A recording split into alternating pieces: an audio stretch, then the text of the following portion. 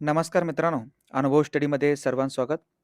19 जून 2026चे जेवढेही अत्यंत महत्त्वाचे चालू घडामोडीचे प्रश्न आहेत, हे महत्त्वाचे प्रश्न आपण या व्हिडिओच्या माध्यमातून बघूयात. व्हिडिओ खूप महत्त्वाचा ठरणार आहे. शेवटपर्यंत व्हिडिओ नक्की बघा आणि तुम्ही जर नवीन असाल तर चॅनल सबस्क्राईब करा. तुमच्या मित्रांपर्यंत लिंक शेअर करा आणि व्हिडिओ आवडला तर जाताना व्हिडिओला लाईक जरूर करा. रोज सकाळी 6 वाजता आपण जे अत्यंत महत्त्वाचे 10 प्रश्न आहेत, त्याचं विश्लेषण आणि त्याचं उत्तर आपण बघत असतो.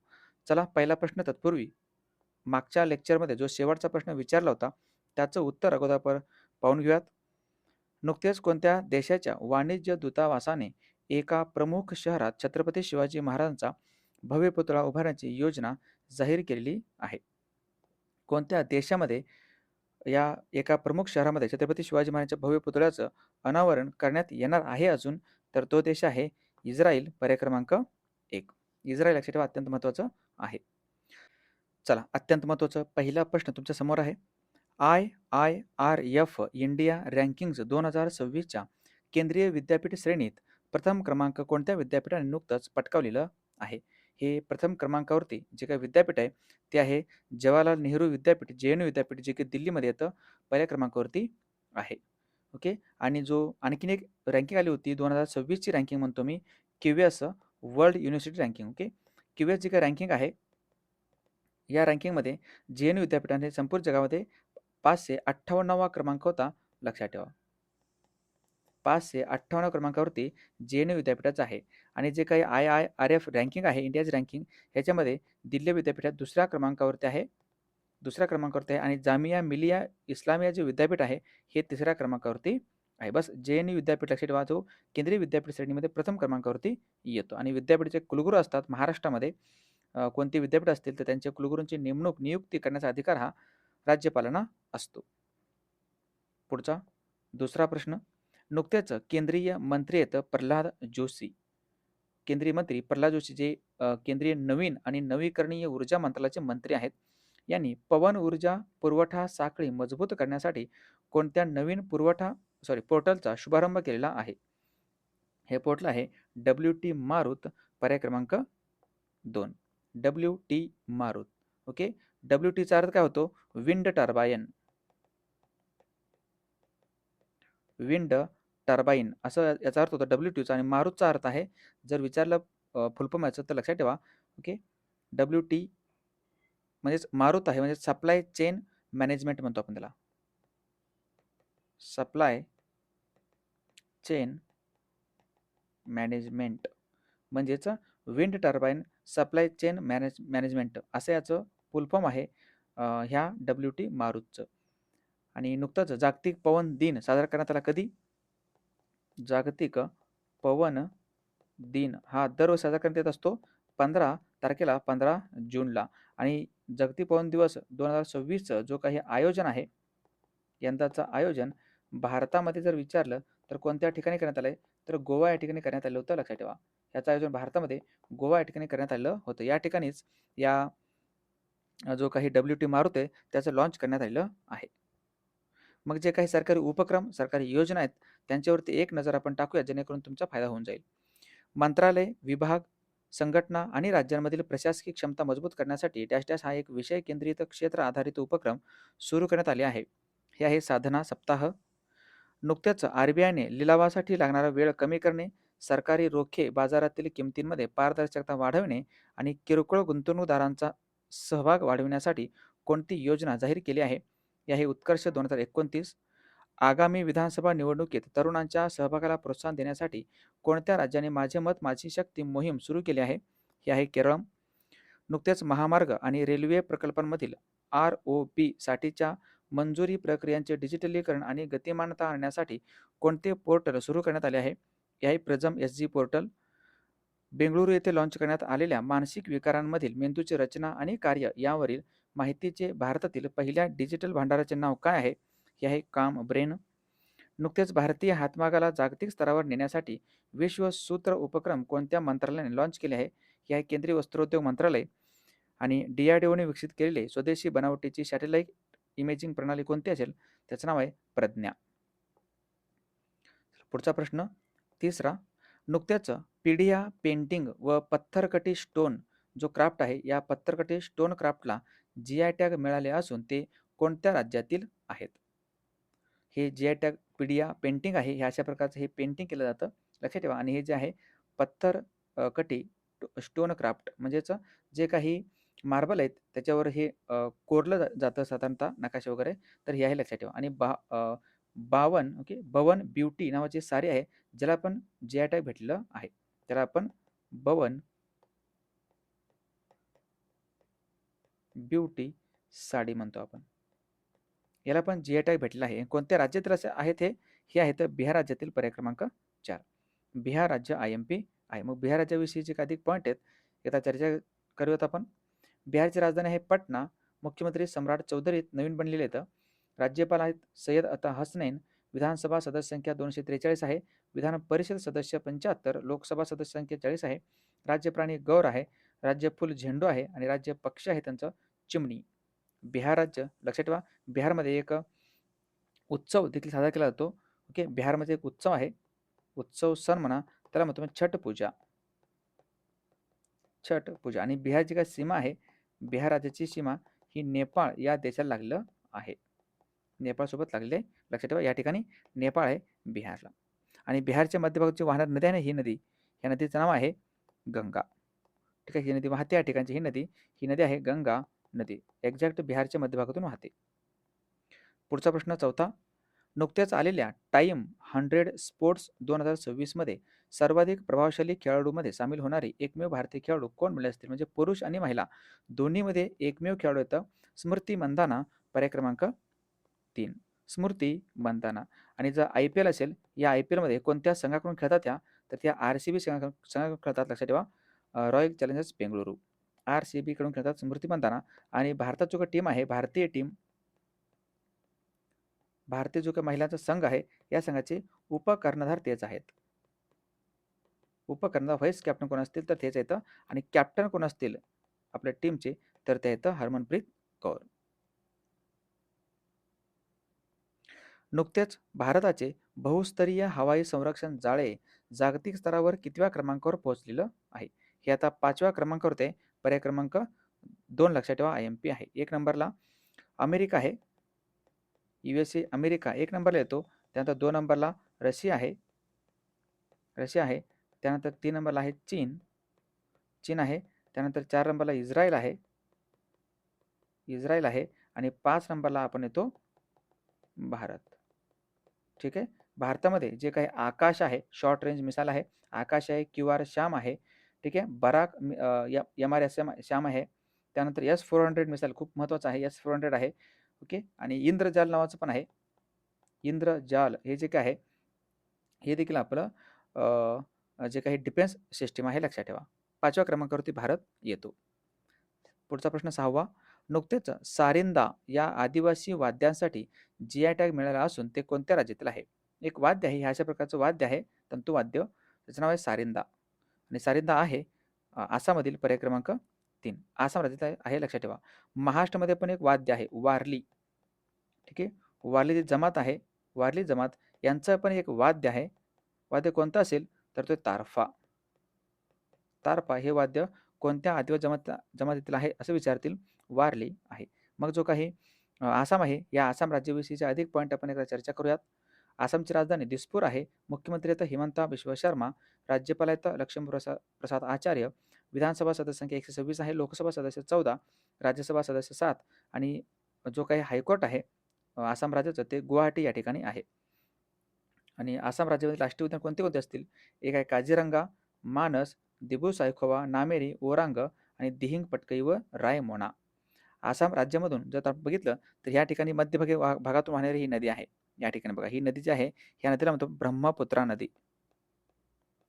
ब्रह्मपुत्रा नदीवरती संपूर्ण भारतातील सर्वात मोठे एक नदी पात्रातील बेट आहे ज्याचं नाव आहे माजुली द्वीप. नदी पात्रातील सर्वात मोठं बेट कुठलं असेल? माजुली. पुढचा प्रश्न 7वा. नुकत्याच खालीलपैकी कोणत्या मंत्रालयाने योग पार्क पोर्टल लॉन्च केलेलं आहे? म्हणजे आपल्या जवळपासच्या एरियामध्ये कोणत्या ठिकाणी योग पार्क पोर्टल असतील किंवा योगा पार्क असतील हे आपल्याला लवकरात लवकर मिळून जाईल. योगा पार्क पोर्टल म्हणतो आपण. हे लॉन्च केलं आहे आयुष मंत्रालयाने. आयुष मंत्रालय पर्याय क्रमांक 2. चला कमेंट बॉक्समध्ये सांगा आयुष मंत्रालयाचे मंत्री कोण आहेत सध्या. ज्याला आपण आयुष मंत्रालयाचे मंत्री म्हणतो आपण. आयुषचा अर्थ काय होतो? AYUSH AYUSH. A for Ayurveda आहे. A for Ayurveda. Y for yoga आहे. Yoga. U for Unani. S for Siddha आणि एच फॉर होमिओपॅथी. याचं तुम्हाला फुलफॉर्म विचारू शकतात. आणि जागतिक योग दिवस कधी असतो? जागतिक योग किंवा योगा दिन दरवर्षी असतो 21 तारखेला, 21 जूनला. 21 जूनला लक्षात ठेवा. पुढचा प्रश्न 8वा. 20 जुलै ते 7 ऑगस्ट 2026 या कालावधीत कोणत्या देशातील नॉर्दर्न टेरिटरी आणि क्वीन्सलँडमध्ये आयोजित एक्सरसाइज पिच ब्लॅक 2026 मध्ये भारत हा सहभागी होणार आहे. म्हणजेच काय, 2026 मध्ये हे एक्सरसाइज पिच ब्लॅक नावाचे युद्धाभ्यास हे कोणत्या देशात होणार आहे थोडक्यात? हे होत असतो ऑस्ट्रेलियामध्ये. पर्याय क्रमांक 4 ऑस्ट्रेलिया. मग ऑस्ट्रेलियाविषयीची जे 2-3 पॉईंट त्यावर चर्चा करूया. तत्पूर्वी ऑस्ट्रेलियाची राजधानी काय असेल तर ते कॅनबेरा. कॅनबेरा ही ऑस्ट्रेलियाची राजधानी आहे. आणि अँथनी अल्बनीज हे कोण असतील? ऑस्ट्रेलियाचे पंतप्रधान आहेत. ऑस्ट्रेलिया लक्षात ठेवा. आणि थोडक्यात राजधानी बघत एकदा. इंडोनेशियाची राजधानी काय असेल? जकार्ता ही इंडोनेशियाची राजधानी आहे. इथिओपियाची राजधानी आहे आदिस अबाबा. आदिस अबाबा ही इथिओपियाची राजधानी आहे. इक्वेडोरची राजधानी आहे क्विटो ही इक्वेडोरची राजधानी आहे. मग ऑस्ट्रेलिया या देशामध्ये एक प्राणी आढळतो, त्याला नाव आहे कांगारू. कांगारू हा ऑस्ट्रेलियाचा काय आहे? राष्ट्रीय प्राणी आहे. राष्ट्रीय प्राणी आहे म्हणून कांगारूंचा देश असंही म्हटलं जातं ऑस्ट्रेलियाला. आणि ही जे काही जमात आहे ही ऑस्ट्रेलियाचे मूळ जमात आहे, ज्याला आपण एबोरिजन्स असं म्हणतात. एबोरिजन्स असं म्हटलं जातं या मूळ ऑस्ट्रेलियामधील जमातींना. आणि आणखीन एक 2 प्राणी दिसतात आपल्या या ठिकाणी. हा जो प्राणी दिसतो ह्याचं नाव आहे प्लॅटिपस. आणि हा जो प्राणी दिसतो हा आहे एकिडना. हे कशासाठी प्रसिद्ध येतं? प्लॅटिपस आणि एकिडना हे दोन्ही प्राणी असे जो सस्तन असून देखील अंडी घालतात. सस्तन प्राणी येतं, मात्र हे अंडी घालणारे प्राणी येतं जे ऑस्ट्रेलियामध्ये आढळतात. मग जे काही अधिक पॉईंट आहे त्याच्या एकदा चर्चा करूयात आपण. पहिला पॉईंट, स्वतंत्र भारताचे राष्ट्रध्वज भारताच्या बाहेर सर्वप्रथम कोणत्या देशात फडकवण्यात आला असेल तर तो देश आहे ऑस्ट्रेलिया.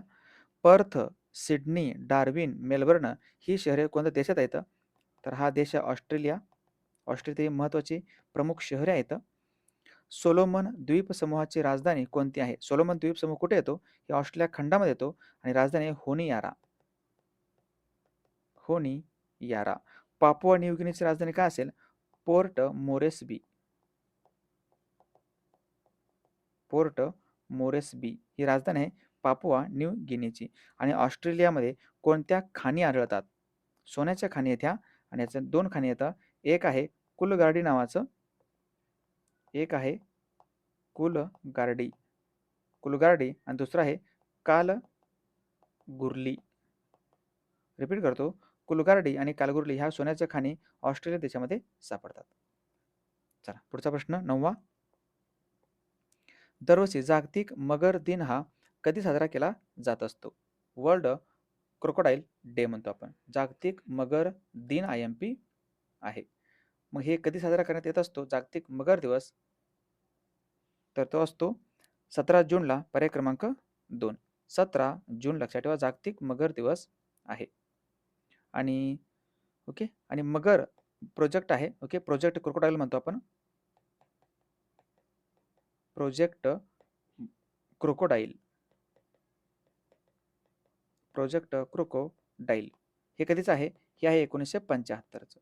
आणि हे प्रोजेक्ट क्रोकोडाईल कधी सुरू करण्यात आले? 1975 मध्ये. तर कुठून सुरुवात करण्यात आलेलं आहे? तर हे सुरुवात करण्यात आलेलं आहे भितरकनिका या राष्ट्रीय उद्यानामधून. भितरकनिका एक राष्ट्रीय उद्यान आहे भितरकनिका. कुठं? ओडिसा राज्यामध्ये. इथून ही सुरुवात झालेली आहे. आणि भितरकनिका राष्ट्रीय उद्यान पण आहे. आणि सतकोशिया व्याघ्र प्रकल्प देखील आहे. सतकोशिया व्याघ्र प्रकल्प कुठे येतो? सतकोशिया व्याघ्र प्रकल्प हे आहे ओडिसामध्येच सतकोशिया आणि भितरकनिका हे दोन्ही पण लक्षात ठेवायचं आहे. ओके.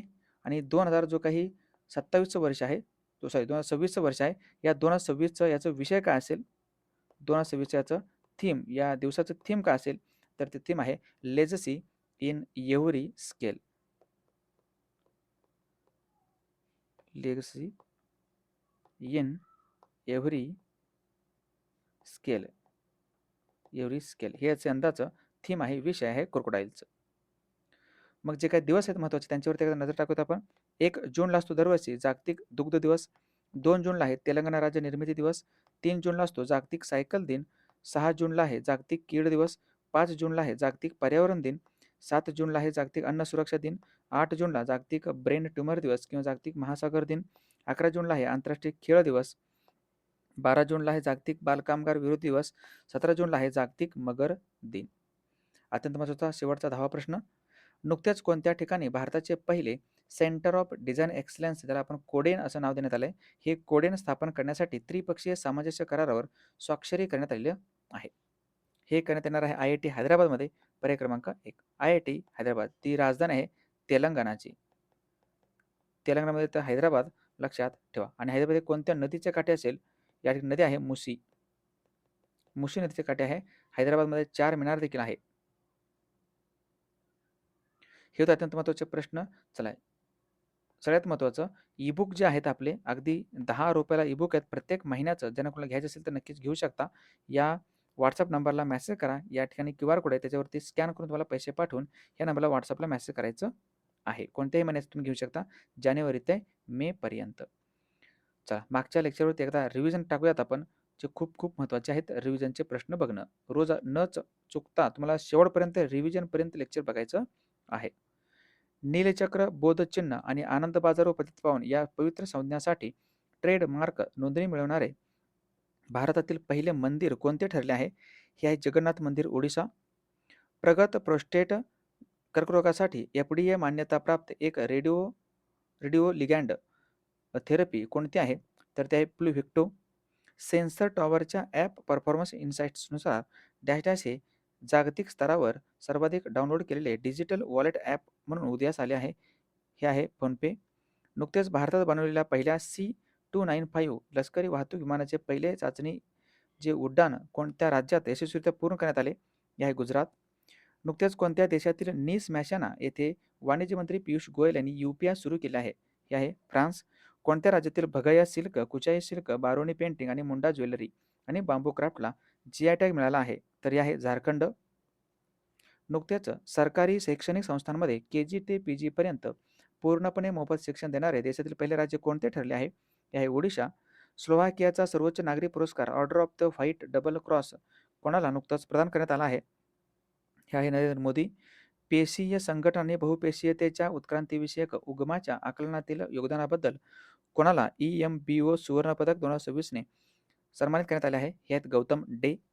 गिग इकॉनॉमिकमधील डिजिटल प्लॅटफॉर्म कामगारांच्या संरक्षणासंदर्भात पहिला आंतरराष्ट्रीय करार संयुक्त राष्ट्रांच्या कोणत्या संघटनेत स्वीकार करण्यात आला? तर ते जागतिक कामगार संघटना ILO. नुकतेच भारताचे बहुस्तरीय हवाई संरक्षण जाळे जागतिक स्तरावर कितव्या क्रमांकावर आले आहे? हे आहे 5व्या. चला, हे होते अत्यंत महत्त्वाचे प्रश्न. या प्रश्नाचं उत्तर सर्वांनी कमेंट बॉक्समध्ये द्यायचं आहे. नुकत्याच बाल लैंगिक शोषण साहित्य पाहणाऱ्या, डाउनलोड करणाऱ्या, साठवणाऱ्या आणि वितरित करणाऱ्या व्यक्तींचा शोध घेण्यासाठी ऑपरेशन पी हंट कोणत्या राज्याने सुरू केले आहे? हे ऑप्शन तुमच्या समोर आहेत. उत्तर एकदा सांगायचं आहे. याचं उत्तर आपण उद्या सकाळच्या लेक्चरमध्ये बघणार आहोत. चला, जाता आपला जो काही ॲप्लिकेशन आहे, अनुभूष्टीचं ॲप आहे, त्याला तुम्ही नक्कीच इन्स्टॉल करून ठेवा. या ठिकाणी स्कॅन करून तुम्ही घेऊ शकता. टेलिग्राम चॅनल आहे, काही दिवस टेलिग्राम चॅनल बंद राहील. ओके, त्या ठिकाणी तुम्ही काय करायचं आहे, व्हॉट्सअपचं चॅनल आहे आपलं, की व्हॉट्सअप चॅनल आहे अनुभव स्टडी NDSS नावाचं. व्हॉट्सअप चॅनलवर जावा, ग्रुप नाही, व्हॉट्सअपचं चॅनल आहे. सरळ सर्च करा अनुभव स्टडी NDSS म्हणून. तुम्हाला त्या ठिकाणी काय करायचं, व्हॉट्सअप चॅनल जॉईन करायचं आहे. आणि इंस्टाग्राम ID आहे आपली, या ठिकाणी तुम्ही स्कॅन करून इंस्टाग्रामला पण जॉईन करू शकता. चला, थांबूयात आपण. शेवटपर्यंत व्हिडिओ बघितल्याबद्दल धन्यवाद. जाता लाईक करा, शेअर करा तुमच्या मित्रापर्यंत. आणि व्हिडिओ आवडला असेल तर व्हिडिओ लाईक तर कराच, शिवाय चॅनलला सबस्क्राईब न करता जायचं नाही. चला, भेटू उद्या सकाळच्या फ्रेश मॉर्निंगच्या लेक्चरमध्ये आणि आज रात्री 9 वाजताच्या आपल्या विश्लेषणच्या लेक्चरमध्ये. थँक्यू. जय हिंद.